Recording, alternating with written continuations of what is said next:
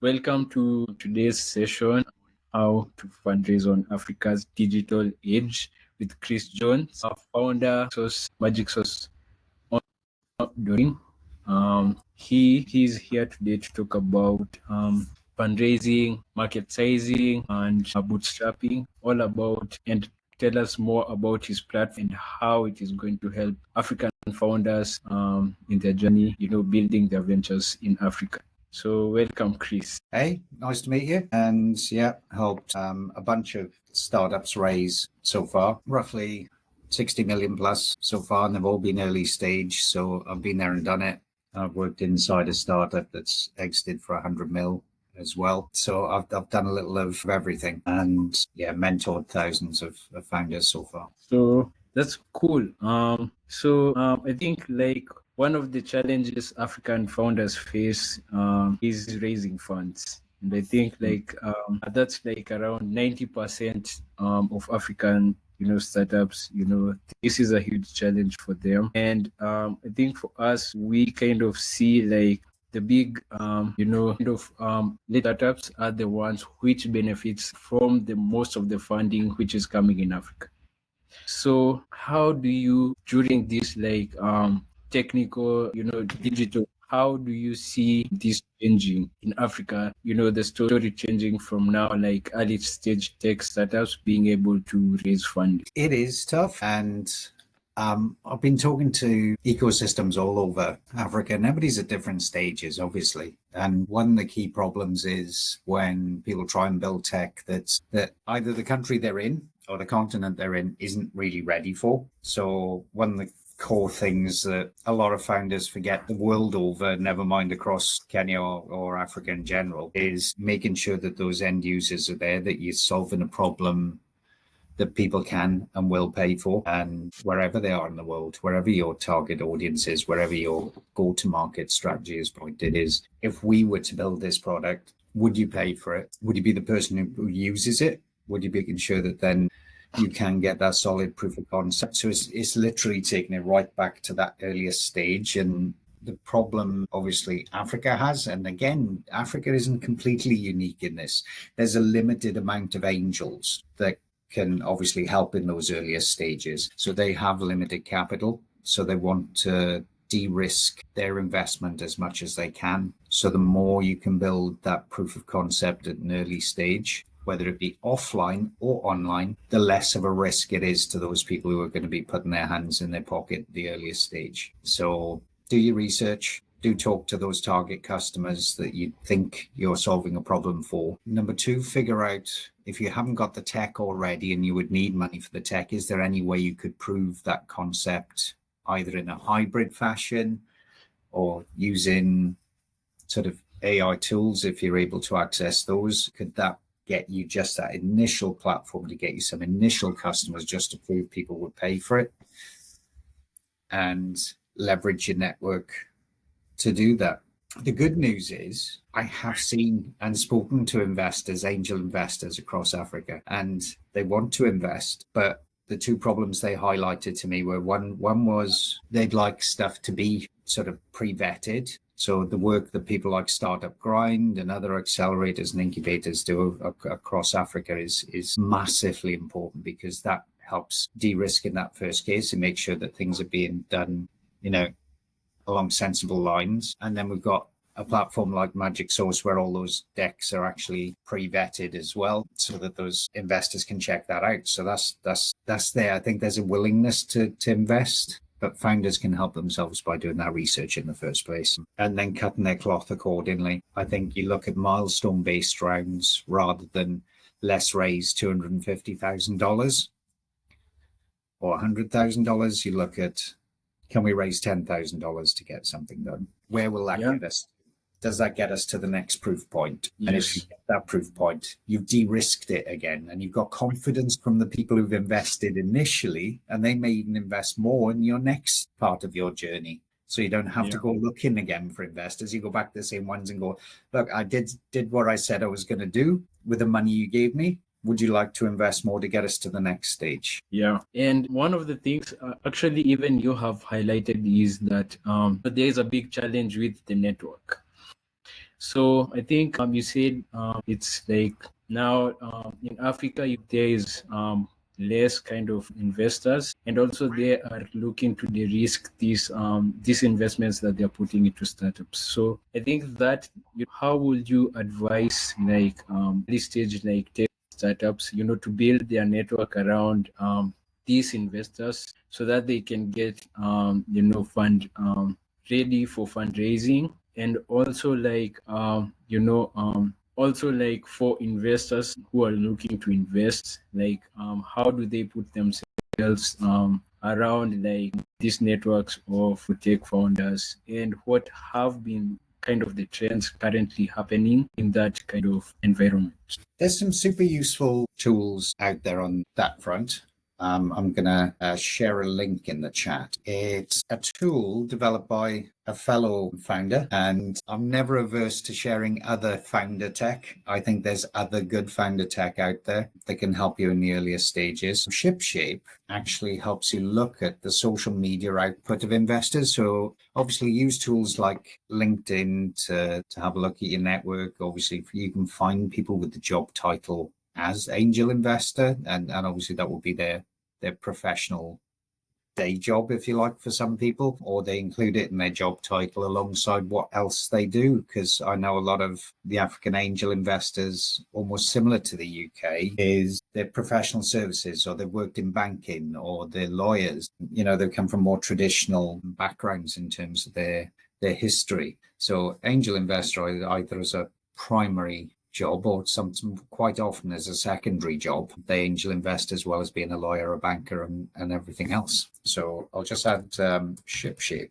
BC in there. Platform allows you to look at the social media output, so you can find people with that mission alignment. So if you're looking for people if you're building an ESG focused platform, you can look for ESG focused investors and what they're saying. If you're looking at agri-tech, then you can look for the hashtags of agri-tech, and you can find investors of that type. There's also other networks of investors. I know Hawk is building a platform for diasporans to invest back into Africa, start off as a founder-led network. And MagicSauce, let's just pop that in. You got MagicSauce.online there as well. And our platform is obviously completely free for investors and founders across the continent of Africa to use subscription free, with a 0 to 5% success fee if people raise via the platform, but is completely subscription free. And even within our learning materials that are in there, we even include free investor lists. So we've actually got lists of investors inside that platform as well that you can actually search through and reach out to. My key piece of advice is, when you're reaching out to investors, is build a relationship with them, and don't start off by trying to pitch slap people. I think that's the common term that both me and George have seen within the Fusion 42 community, is don't pitch slap people as soon as you meet them. So try and build a relationship with the people that you're connecting with, and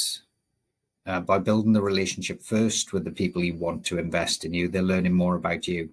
And the primary thing any early stage investor is investing in is the founders, it's the team, their ability to execute, and all the rest of it. They'll want to get to know you. This is a business relationship. It isn't transactional. You're not just after the money.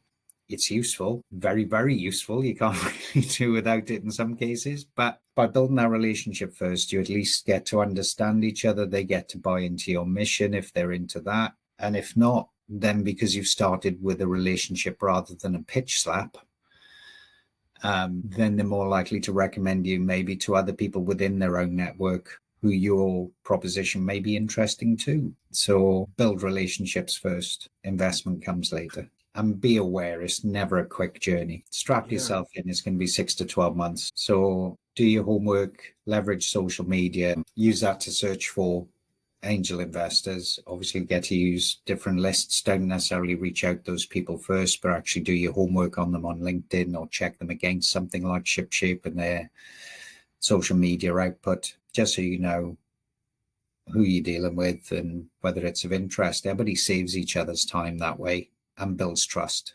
Hopefully that's useful. Yeah. So I think now, like for most African tech founders here, bootstrapping is a big thing since there is like less funders coming in for early stage tech startups. So what like smart strategies that you would advise for founders to effectively bootstrap and keep resourceful in a scarce market like Africa? I mean, the major difference between European continent, US, and the rest of it is that VC investment really, really nosedived.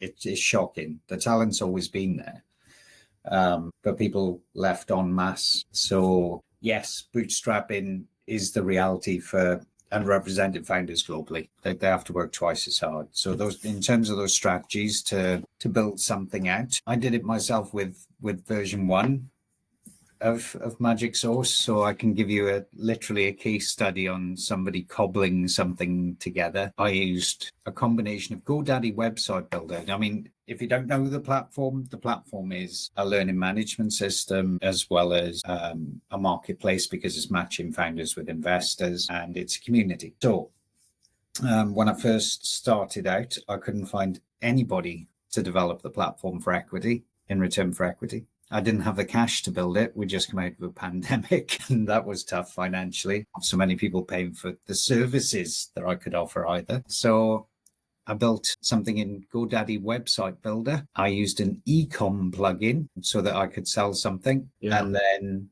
I used Google Classrooms on the back end because it was free with my Google subscription. Yeah.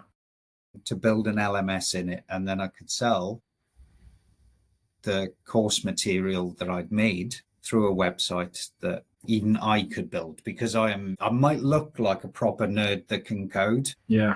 You would not let me near code. Trust me, I did know. So despite my nerdy appearance, I can't code. And therefore I used a WYSIWYG, what you see is what you get, site editor to build out the first site, plugged in an ecom plugin, and that then when people paid for the course material meant that they had access to it via Google Classrooms. And it was fraught with all sorts of problems. It was rubbish. It was ugly, but it got the first revenues in that proved that there was a market out there for what I wanted to sell. And thankfully, things are a little more advanced than when I first made my attempt back in 2022.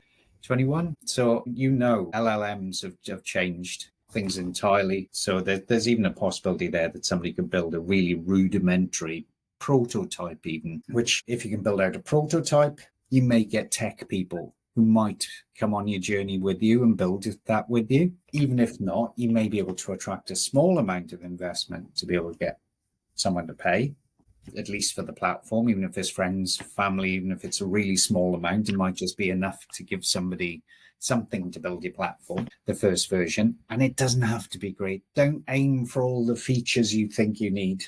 Talk to those customers again and say, look, on a core level, if I solved just this problem for you, would you pay this much to solve that problem? And that is the platform you build as version 1. And you're off then, you're bootstrapping, you're earning some revenue. And, I'm not going to pretend that you don't have to have your side hustles going on or try and earn money in other ways, because you do. I did, and most founders do, wherever you are. Is having to scratch anything from anywhere to keep that vision going. And that's why you need that resilience to build. And you are sometimes doing 3 or 4 jobs at once to make sure that can happen. So yes, getting an offline proof of concept also isn't necessarily a bad thing. So if it's something you can sell while you're doing it manually or part manually, part tech, then do that. And again, what investor wouldn't like somebody who's been scrappy enough and cares so much about their mission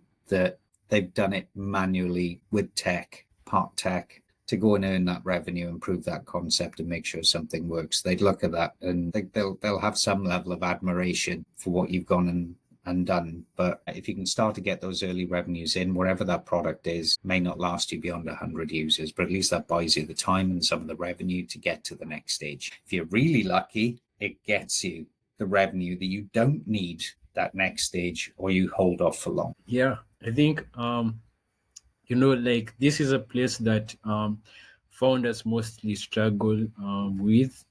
They might just build something, then they right after that they're going looking for investment, and I see that a lot with early stage, maybe first time founders building in tech, where you just build your MVP. You don't go to the users first. You don't do that validation, which is mostly important to come up with like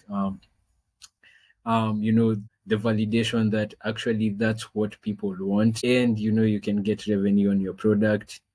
And also now that's also like a proof of concept when you're talking to the customers, and also getting to learn what like product market fit is. So like talk about like your journey, how you transitioned like from bootstrapping it, and after talking to some of those first users, how now you knew now we are good to go and find some external revenue so that we can scale this up. The question is like, how did you get to know like with your with now your product, your early you talk to your first users, how did you know like now we can go to external founder, to external investors and get some money? Well, our trigger point, and we've done all the pivots, by the way, loads of pivots. The link I've just popped into chat as well, it gives people an access to a business canvas. And I think everybody should start with one of those, not a business model canvas, an actual business canvas. That forces you to put all of your assumptions into 9 boxes. There's a guide to how to fill it in that link as well. But testing those assumptions is key early on, and you will pivot. I mean, believe it or not, MagicSauce started off as something where I wanted to compete with YC and Techstars because they were so rubbish at virtual acceleration during the pandemic. And I knew from my own perspective that if people would pay money for the learning materials, then they would definitely pay money for the learning materials plus the investor matchmaking. So the beauty you have when you build that initial version out, when you have users, you get to learn from those users. So that's what I did as well. I mean, we did launch a beta last year that went dreadfully wrong. And you well know, but other people wouldn't. We launched a beta in April of last year, and developer went AWOL, but we had users and people engaging at that point, and we had those conversations then with those people who are using the platform to say, or starting to log on to the platform and say, what do you want next? And that should be the first port of call is, you've now used this platform. What do you like about it? What don't you like about it? And what would you want next? And that's been part of the journey with MagicSauce this time around as well, is as those users come on, people have told us what they like, what they don't like, and what they'd like in the next versions. And it tests your assumptions. That way you're building something in a really user-centric way as well, which many people don't do. They build with loads of assumptions. Don't. Those people are your early adopters. Look after them, because within that, you're going to have a core of people who are your ideal customer profile. So you then start to learn who you're building it for and what they really need. And then you can build the product in a really user-centric way, which makes it sticky. And it also demonstrates if you do go for external funding of any kind, whether that be finance or angel investment, you can say, we're building this next. And when they say, why? Because our users told us to. So that way your iterations are already pre-written in the stars. You can even find out, if I added this feature, it's going to cost a lot to develop it. If I added this feature, would you pay extra for the product? Yeah or no. And then you know whether to build it or not. Yeah.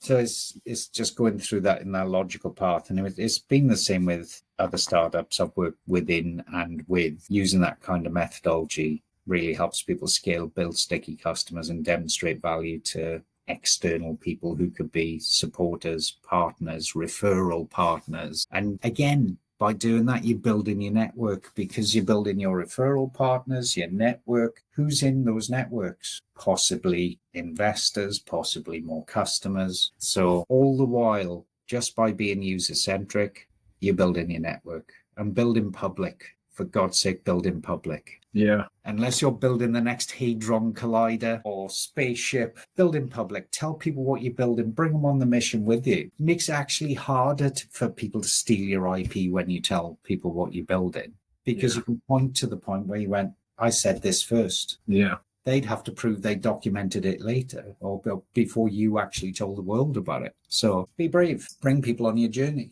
Yeah, I think that's really awesome. First of all, also like building in public has a lot of benefits. I think that's where you get like also early adopters. You can get people like to help you with your team, people to assist you like brainstorm. So it's usually has like many benefits. So what are kind of the common mistakes that you have seen founders make when they're trying to raise their first raise? Trying to raise too much too early. Yeah. Comes back to that milestone thing again that I explained earlier. So definitely think from the investor point of view is that key bit is if I was having to give away my money, and most angels aren't super rich, most of them are maybe high net worths rather than ultra high net worths. So they've got a limited amount of money they can deploy. If you had a limited amount of money to deploy where you could write a $1,000 check, $2,000 check, $5,000 check, look at it through that lens and go, if I was on the outside looking in and looking at this proposition, would I actually give that much money to it? Money is all relative, isn't it? You might think of these people as having lots of money, don't necessarily. A lot of them get involved through passion and wanting to help build an ecosystem and build new businesses, particularly across the continent of Africa. So make their job a bit easier and try and de-risk as much as you can if you are going for investment. Prove as much as you can. Show that you've spoken to customers, demonstrate your traction, and it shows you've done your homework, that you are a domain expert. And that again comes back to that core thing of early stage investors wanting to invest in the person. They want to believe that the person who's building this can execute. Yeah. So that's the common mistakes. There's many in the decks that I've reviewed over the years, and you do see a consistency. Yeah. People also worry again. I think you're dragging me towards that market sizing one as well, because everybody just Googles, this is a 350 trillion pound global market. No, it's not. The bit you're aiming at is this, and that's not a bad thing.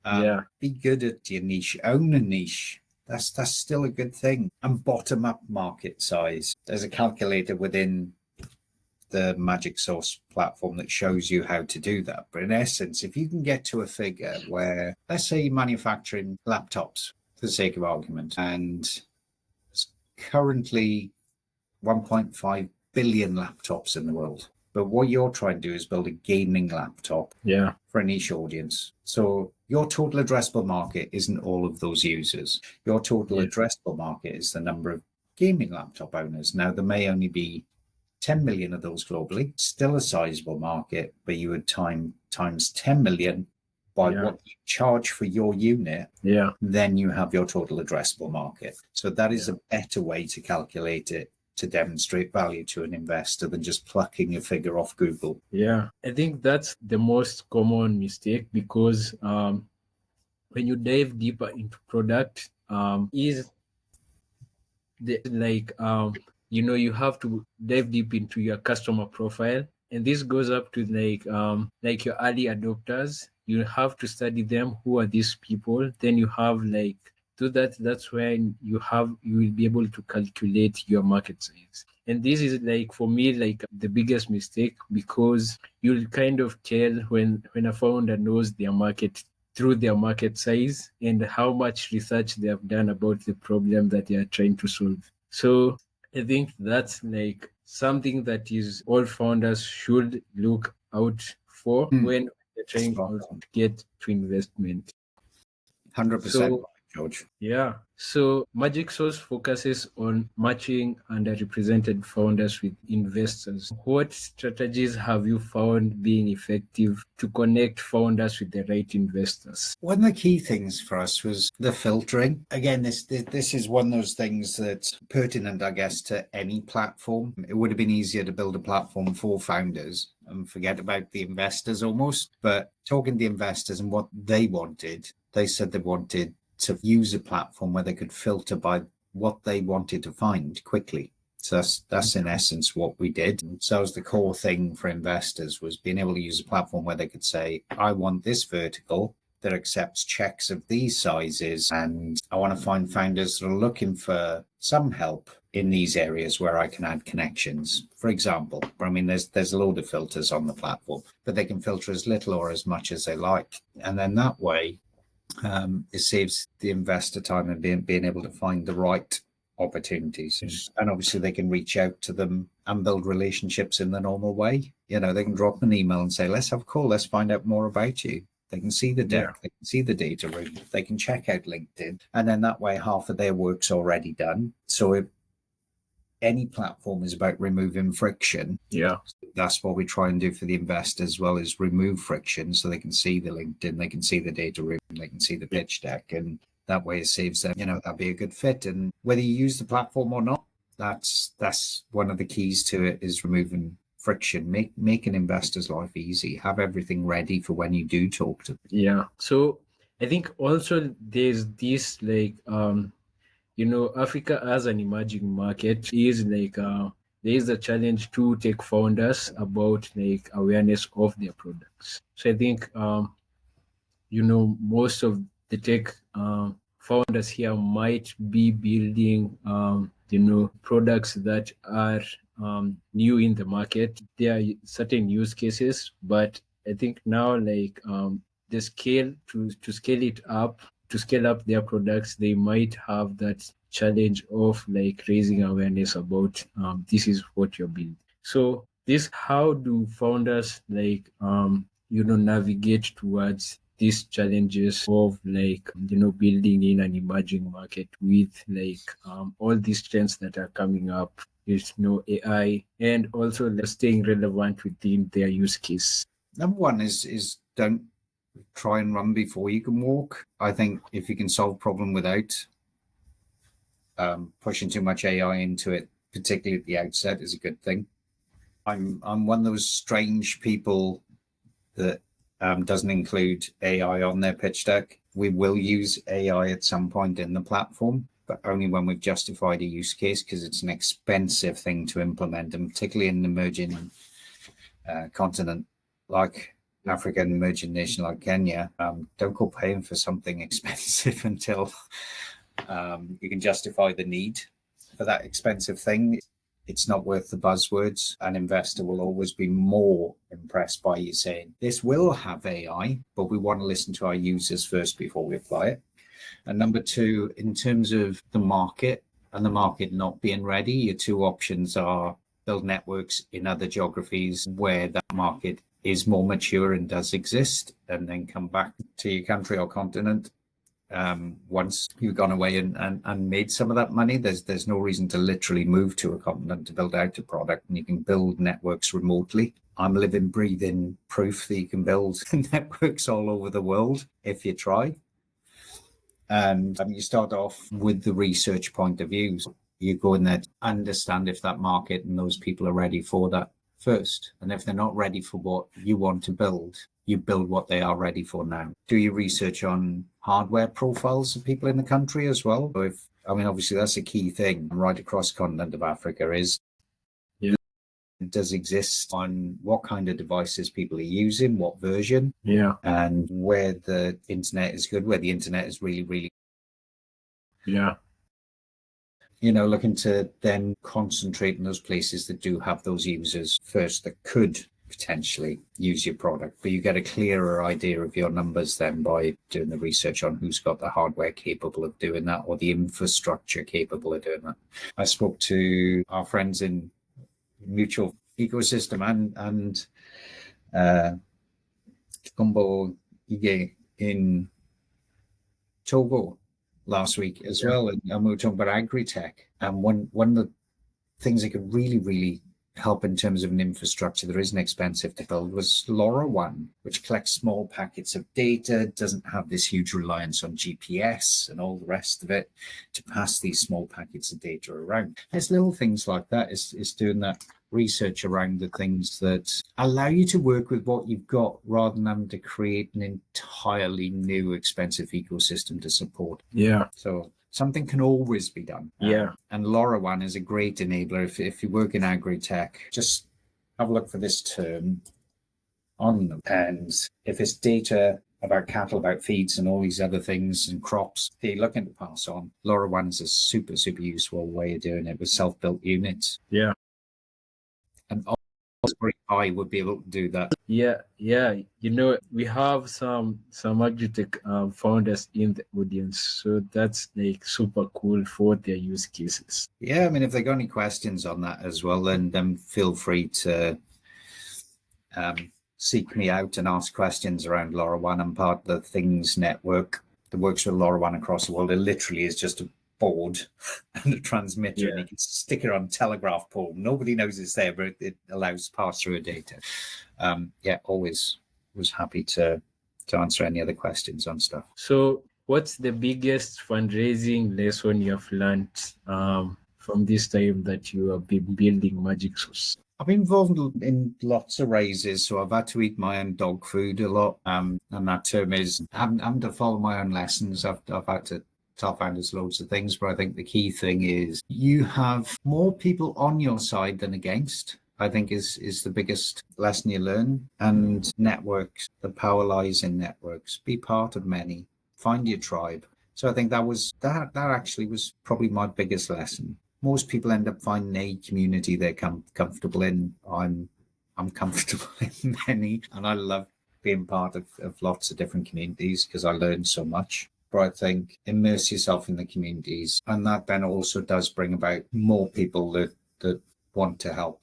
And always start with a give first attitude. That doesn't sound directly related to the funding journey. Yeah. But it is, because that's the nucleus of it. If you're your authentic self, that becomes your personal branding as well. People see you for who you are and they know it's genuine. You're existing in communities with a give first attitude and supporting other people in their journey as well. People help you. So Isn't there an African proverb about sort of, if you want to go a long journey, walk together? Yeah. So I think that is a core lesson for everybody in terms of their funding journey is get to know people. It might not come natural to you. I know a lot of people who are, should we say, more tech forward or technical founders. They're not necessarily given to being quite open and outgoing, but you can afford to do that in communities. You can pick up on the behaviors and become part of those communities and add your flavor to it. And it builds your network. Really does help.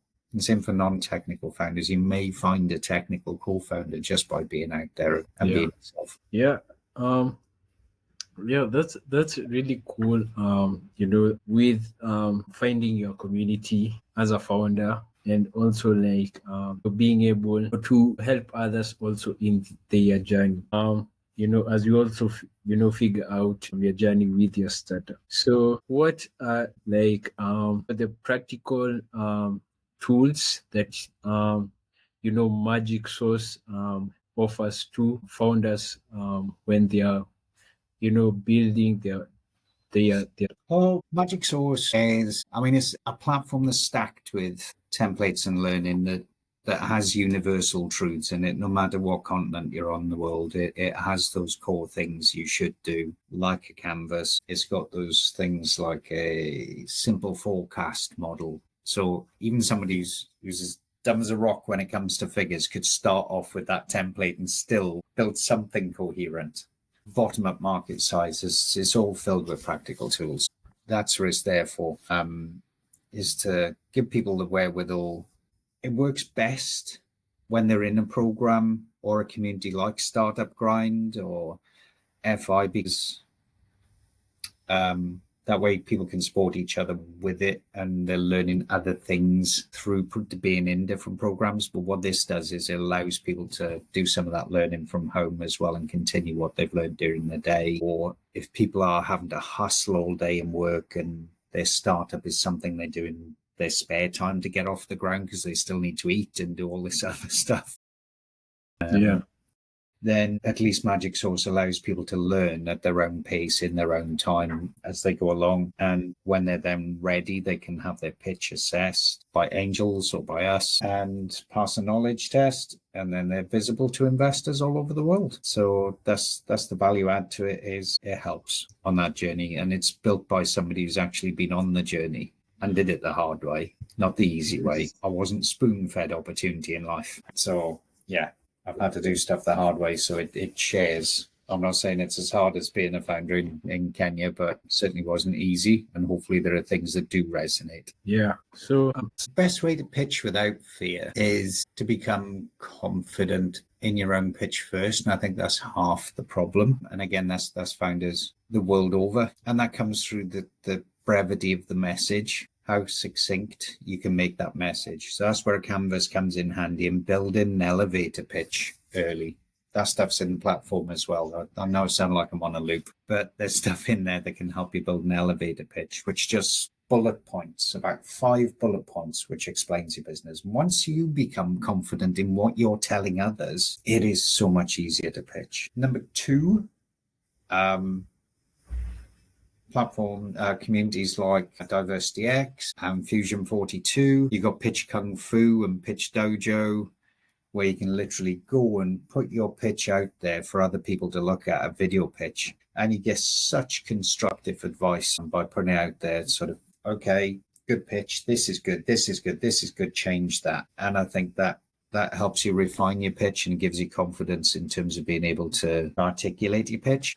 You end up having conversations with investors who may read your pitch deck, but they talk to you. So it's not this artificial environment where you're having to sell something like a guy in a street corner and trying to sell fruit and vegetables and stuff. You're instead having a conversation around what your tech product is, what your tech product that can do, and why they should be part of that mission. So the pitch doesn't become part of those calls. You know you've done something right if you're not having to pitch. Yeah. So the last questions as we finish this session is, how do you balance between, investment and growth? So, how do you balance between the time you're spending pitching and also the product development for the product that you're building and the scale that you want to reach? When you're raising, don't spend any more than an average of 30 minutes a day doing outreach to investors and networking and building that audience. Concentrate on building the business, and the rest will happen. That's as simple as that gets. I've found that you can't divest all of your time into raising because you take your eye off the business. You take your eye off the business, you haven't got one. So great. I think today's session was truly an eye-opener for early stage tech startups in Africa looking to raise, and also for founders who are looking to start their journeys in building their startups. So if you want to reach out to Kris, I think we'll share his LinkedIn profile. Pop that in the chat if you want to. Yeah. There you go. Keep at it. It's hard. It's painful, and you're not alone. There are founders all over the world that are struggling, and only 0.05% of founders end up getting any sort of VC investment. Don't build your business for VC. Build your business to be profitable, and the rest will take care of itself. Yeah. Thank you for having me. I appreciate you asking me on to share, George. And hopefully it was useful. Yes. So this was our first session. It's really cool to have Kris today. So we'll be having a few more sessions with other stakeholders. So stay tuned to those sessions, and they will be also recorded. So you can also check them out on our YouTube channel. So thank you for attending today's event. Look out for the next session on 17th April. We are going to have also some cool founders who have also raised, and one venture capital coming up. So that's a cool one to look out for. So thank you for today's event, and let's see you on April 17th. I'll see you there.